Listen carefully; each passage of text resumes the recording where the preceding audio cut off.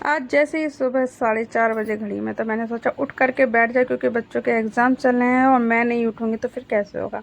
तो फटाफट 4:30 बजे उठ करके मैं बैठ गई थी, और मैं जब चारों तरफ देख रही थी तो अभी सब सो ही रहे थे, और पूरे मोहल्ले में ऐसा था कि सन्नाटा था। सच बताऊँ तो कुत्तों की भी आवाज़ नहीं आ रही थी आज तो मैं उठ करके बैठी, तो सबसे पहले मैं नीचे आई और नीचे आकर के देखा बच्चे बिल्कुल सो रहे थे। फिर मैं सोचा पहले मैं झाड़ू पोछा लगा लेती हूँ, फिर बाकी काम में लगूंगी। तो सुबह सुबह के काम में सबसे ज़्यादा पहला काम होता है झाड़ू पोछे का। तो मैंने अपने घर का झाड़ू पोछा लगाया, और जो भी थोड़ा बहुत रात को बच्चों ने फैला दिया था उसे सिंगवा दिया। फिर मैं नहाने के लिए जा चुकी थी, और मैंने सोचा नहा करके आऊँगी और मैं पूजा कर लूँगी, तभी और काम देखूँगी।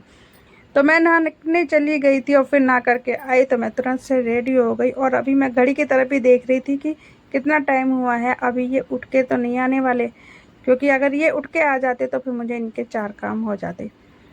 तो मैं लग गई थी पहले अपनी पूजा करने के लिए, क्योंकि इस टाइम माता जी की पूजा होती है तो और थोड़ा सा एक्स्ट्रा टाइम लग जाता है। तो मैंने अपने सभी भगवान जी नहलाए, और फिर मैंने अपनी घर की होम जोत करी और माता रानी की पूजा की। अभी मैं पूजा कर ही रही थी कि इनकी भी मुझे आवाज़ आ गई, और ये भी आ चुके थे। मैंने इनसे पूछा क्या मैं चाय बनाऊँ, तो बोले नहीं चाय मत बना, एक काम कर, मैं नहाने जा रहा हूँ, मैं नहा करके आ जाऊँगा तो मेरा नाश्ता ही रेडी कर दे। तो मैंने इनसे पूछा क्या खाओगे, तो ये बोले मेरे लिए 2 पराठे बना दो। तो मैंने एक तरफ चाय बनाई और दूसरी तरफ मैंने इनके लिए पराठे सेकने शुरू कर दिए। मैंने ताज़ा आटा मला था तो गाय का भी निकाल दिया, और मैं इनका नाश्ता रेडी कर चुकी थी। अब बच्चे भी उठ चुके थे, तो मैंने बच्चे से पूछा क्या खाओगे, तो बच्चों ने कुछ नहीं कहा। तो मैंने कहा चलो जबे बना देती हूँ। बच्चों ने एकदम हामी भर दी कि हाँ जबे बना दो। लेकिन मैंने बच्चों को नहीं बताया था कि मटर नहीं है, क्योंकि अगर मैं बता देती तो फिर बच्चे भी मना करते कि नहीं हमारे घर पे, क्योंकि ये तो बिल्कुल नहीं खाते हैं बिना मटर के बिना आलू के। तो मैंने बच्चों के लिए जब रेडी किए, बच्चे बोले कि मम्मी हम भी नहा करके आ रहे हो, तभी हमारे लिए गरम गरम कर देना।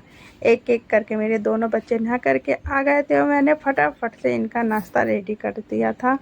और घड़ी की सुई बराबर चल रही थी, और ऐसा लग रहा था बस फटाफट से बच्चे टाइम से ही स्कूल भेज चले जाएं।